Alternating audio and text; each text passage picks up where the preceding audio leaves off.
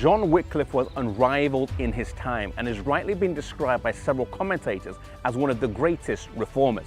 His breadth of intellect, his firmness to stand for principle, and his rediscovery of biblical ideas that had been lost for centuries sets him apart from his contemporaries. John Wycliffe lived over 100 years before Luther, Zwingli, Calvin, and the later English reformers, but he laid the groundwork and provided the foundation that paved the way for them. Standing alone as a voice calling for change, he was a reformer before the term became popular, advocating for a return to biblical literacy and a reform of the church.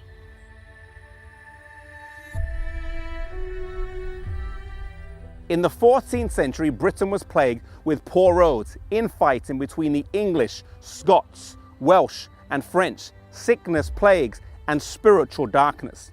The issue of England's relation with the papal court was a hot topic as Parliament voted in 1366 to stop paying the 1,000 marks a year that had been agreed 150 years previous prior to the signing of Magna Carta by King John. England at the time was completely Catholic. There were no other denominations or religions that you could join.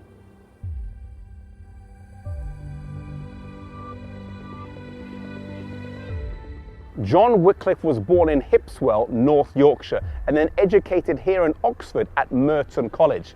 Later, he became a master at Balliol College in 1361, and over the next several years, he was responsible for various parishes while still holding a job here at the university. It was while he was here in Oxford that he came onto Rome's radar for denouncing the friars and their lazy lifestyle. And also, he was the first in his era who used the term Antichrist in connection with Rome.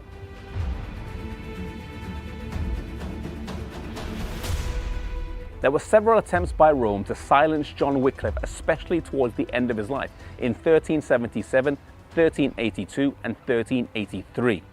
Each time he was brought before various councils, but he was unflinching in his convictions. He was also protected by influential friends, but another key situation that helped him was the papal schism of 1378 onwards, where there was not one, but two rival popes, each claiming to be the right one. In the midst of this confusion and uncertainty, he was left to carry on his work with less hindrances.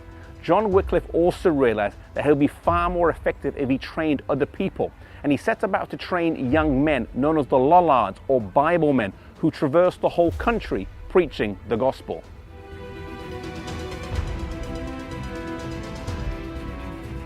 The greatest of Wycliffe's achievements came at the end of his life whilst he was here in the parish of Lutterworth, and it was a translation of the Latin Vulgate Bible into the English language. Today it's hard to grasp the significance of this event because the Bible is freely available, but at the time it was against the law to own a copy of the Bible or even read it in the common language. Wycliffe's adversaries saw his translation as being dangerous in the English language, and they described it as the gospel pearl is thrown before swine and trodden underfoot, and that which used to be so dear to both clergy and laity has become a joke, and this precious gem of the clergy has been turned into the sport of the laity.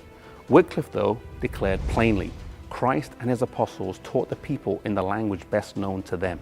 It is certain that the truth of the Christian faith becomes more evident the more the faith is known. Therefore, the doctrine should not only be in Latin, but in the common tongue.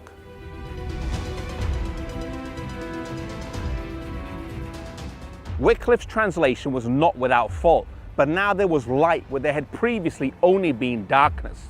The light from his word pierced through the darkness and began to peel back the layers of night. The morning star that shines just before sunrise had arrived. Wycliffe died a few years after completing his translation and was buried nearby, but he was not left to rest in the ground.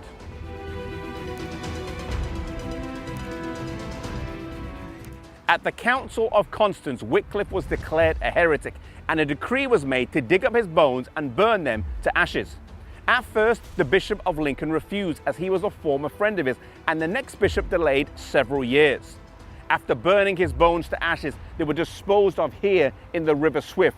But in trying to insult and denigrate this fearless leader, they instead provided a beautiful illustration of the power of his work and the Word of God.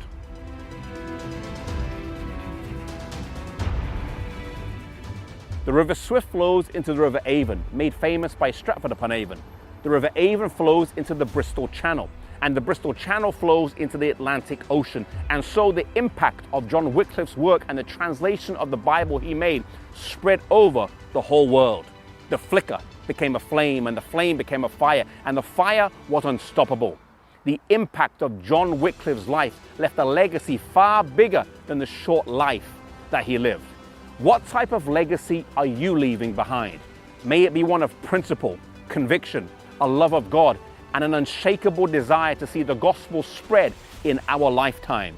May we live a life where the influence spreads like these waters around the world.